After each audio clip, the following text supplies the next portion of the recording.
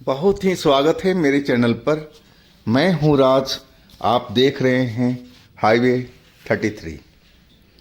दोस्तों, मैं आपको लेके चलूँगा आज झारखंड। झारखंड NH 33। ये जो घटना है नेशनल हाईवे 33 की है। ये जो हाईवे है अपने देश में बहुत ही भुतहा माना जाता है। आए दिन कुछ न कुछ कहानियाँ, कुछ घटनाएं लोगों के नज़र में आती रहती है। और आज की जो सफ़र है, ये सफ़र गोविंद और नकुल का था, जो ट्रक चला रहे थे। ड्राइवर थे गोविंद और उनका सहयोगी था नकुल। तो चलते हैं दोस्तों इनकी कहानी में।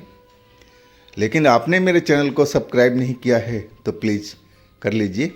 साथ में बेल आइकन को प्रेस कर दीजिएगा ताकि कोई भी वीडियो मेरी नई आए तो आपके पास में नोटिफिकेशन मिलता रहे।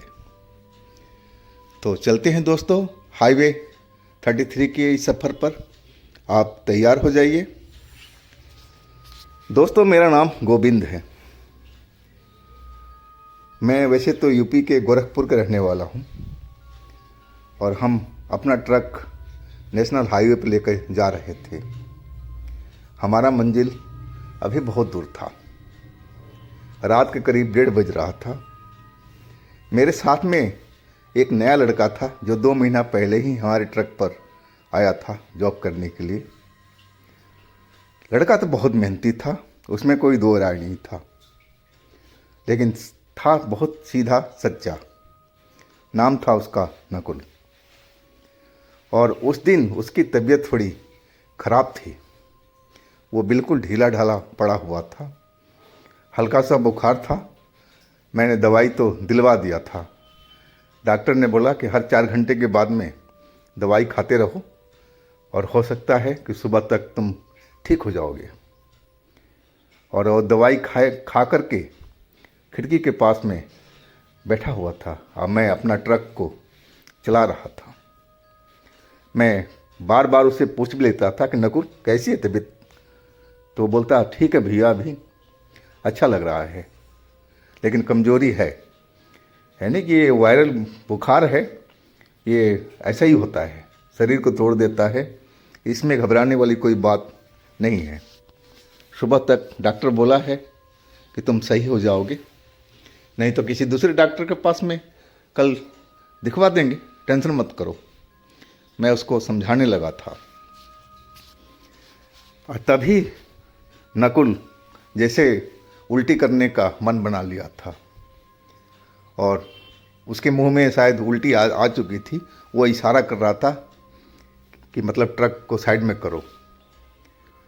खिड़की तो खुली हुई थी, लेकिन वो करता तो शायद हवा के झोंकों से उल्टी अंदर भी आ सकती थी। समझदार था वो। मैंने साइड में ट्रक रोक दिया और मैं उसके पास में जाकर के खड़ा हो गया। वो उल्टी करने लगा। मैं उसका सर को दबा रखा था कि ज़्यादा परेशान ना हो, मैं तेरे साथ में हूँ। हिम्मत उसका बढ़ा रहा था और थोड़ी देर में उल्टी करके वो शांत हो गया था। मैंने पानी का बोतल दिया। कुल्ला कर लो नकुल, ये होता है, बुखार में ऐसा ही होता है, घबराओ नहीं, मैं तुम्हारे साथ में हूँ ना, तुम बिल्कुल मत डरो। और सुबह ही हम दूसरे डॉक्टर के पास में चलेंगे। मैं उसको समझा रहा था कि भाई डरने की कोई बात नहीं है, मैं तेरे साथ में हूँ। वो मेरी बात को समझ गया था। यानी कि अब कैसा तबीयत है? बोला भाई साहब पहले से तो अब दिल मेरा हल्का लग रहा है, जो सर चकरा रहा था अब थोड़ा शांत लग रहा है। यानी ठीक है, तुम अब आराम करो, आप टेंशन मत करो, तुम यहीं बैठे रहो, मैं ज़रा बाथरूम करके नीचे से आ रहा हूँ। और मैं ट्रक से उतर गया था बाथरूम करने के लिए। मैं एक पेड़ के पास में खड़ा होकर के बाथरूम कर रहा था और मेरी निगाह ट्रक पर भी थी, कि वहाँ का इलाका ही कुछ ऐसा था। डर तो लगा रहता था। ट्रक पर काफ़ी महंगा माल लोड था और मैं देख रहा था। और तभी मुझे लगा कि मेरे ट्रक के पास में एक काली परछाई मंडराने लगी है। वो हवा में उड़ रही थी। मैं उसको देख कर के समझ नहीं पाया। पहले तो मैं समझा कोई चिड़िया है, लेकिन इतनी बड़ी चिड़िया जो एक मनुष्य के बराबर हो, संभव नहीं है इस टाइम में। मैं उसको देख कर के अब बेचैन हो गया था। अब है कि उसकी जो शक्ल सूरत तो मुझे दिखाई नहीं पड़ रहा था, लेकिन उसके जो बाल थे वो हवा में लहरा रहे थे जब वो उड़ रही थी। अब मेरा जो दिल था धक से रह गया था। मैंने सुन रखा था कि ऐसी ही चुड़ैल होती है जो हवा में उड़ती है और कभी वो आदमी का रूप भी धारण कर लेती है, इंसान भी बन जाती है। और मैं तो एकदम डर से कांप गया था। मेरी हिम्मत नहीं हुई कि मैं अपने ट्रक के पास चला जाऊं। मैं उसी पेड़ के पीछे जाकर के ओट में खड़ा हो गया, डर के मारे। मुझे बहुत डर लग रहा था। मैं भूत प्रेत से बहुत डरता था। और वही उस दिन मेरे हुआ कि मैं जैसे ही देखा तो मेरी आत्मा कांप गई थी डर के मारे। मैं एकदम डर से मतलब सिहर गया था कहा जाए तो। मैं देख तो रहा था छिप करके, और वो जो परछाई थी अब ज़्यादातर ट्रक के गोल गोल गोल गोल घूम रही थी और एक जगह पर वो नीचे उतर गई। मैं देखा वो नकुल का जो खिड़की थी उसी के पास में।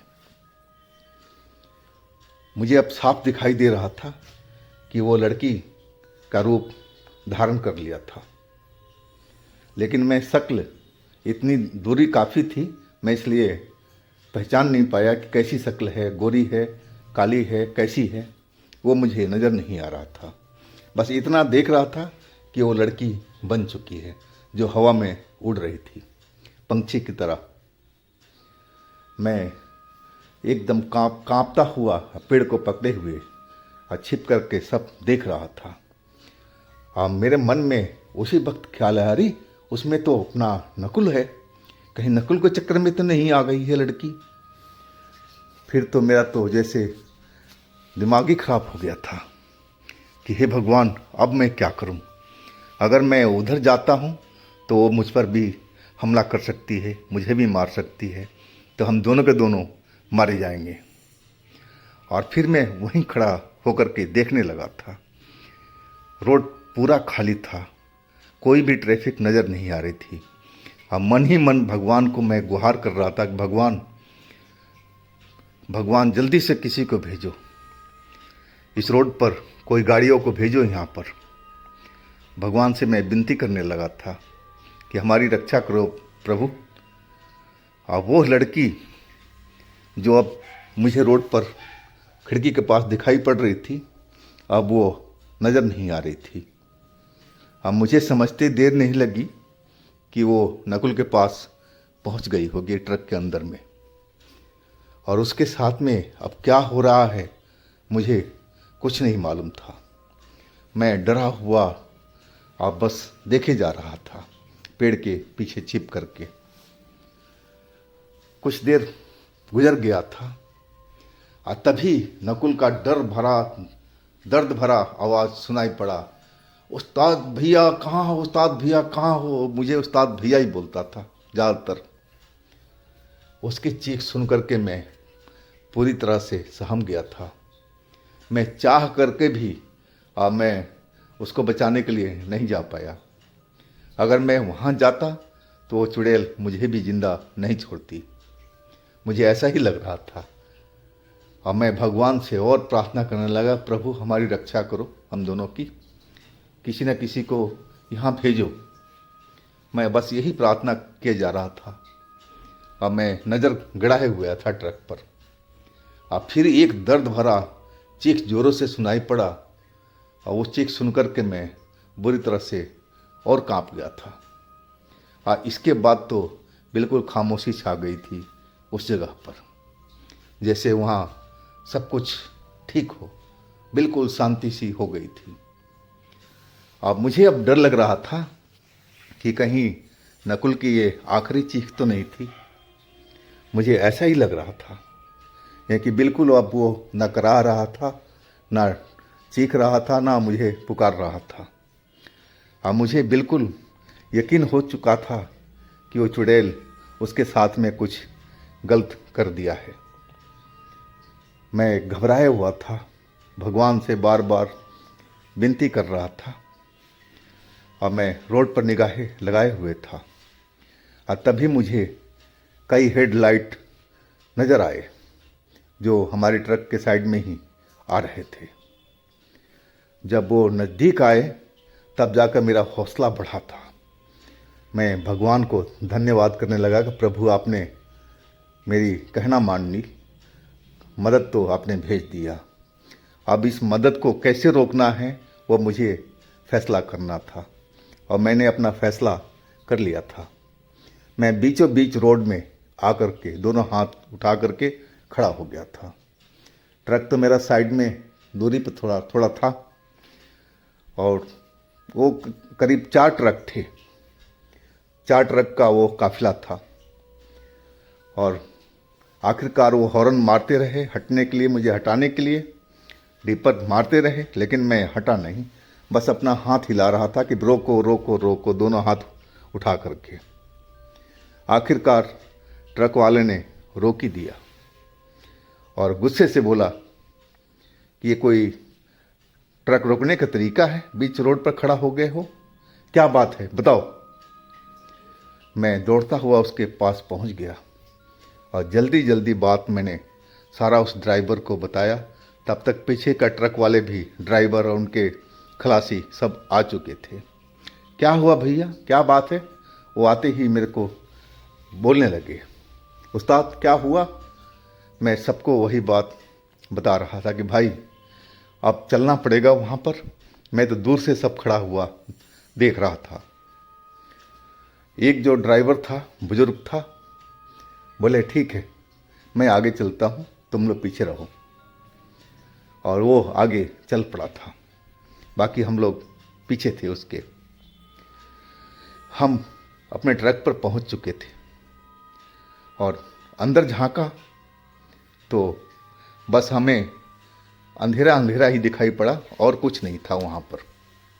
मुझे नकुल भी दिखाई नहीं पड़ रहा था।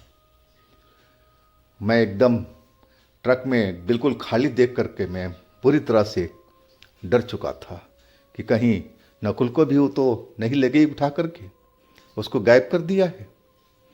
मैं बहुत डर चुका था।